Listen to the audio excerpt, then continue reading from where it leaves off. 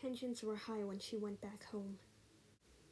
Her mother had began going off on her for being late, which she actually wasn't. It was just getting dark earlier, and she argued that against her mother, but that only seemed to make her father defend her mother, and she was sent to her room for talking back. She glowered and sulked, pacing around her room as though she were a caged animal. After a few more paces, she plopped down onto her desk with a frustrated sigh and looked at her phone. Upon seeing no new text messages, she laid her head back against the chair and blinked away tears that threatened to spill from her eyes. She felt helpless and extremely frustrated. She knew he said that he'd see her again tomorrow, but she didn't miss his change in attitude at the end of the night. It was just like the last time. She did something to offend him, and he'd go radio silent for a time until he decided to reach out himself. She thought the best course of action for her would have been to occupy herself in her work until he instigates conversation with her again.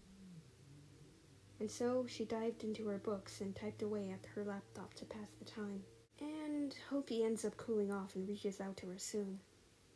Even more time had passed, and she ended up turning on her music to drown out the escalating voices speaking from downstairs, beyond her closed door. At one point, she paused in her notes and looked at the time with a sigh. It shone 1:12 a.m., and the entire house became silently still once more. She pushed herself away from her desk and opened her door silently, pausing when it was left open a crack and just straining her ears for any indication her parents were active.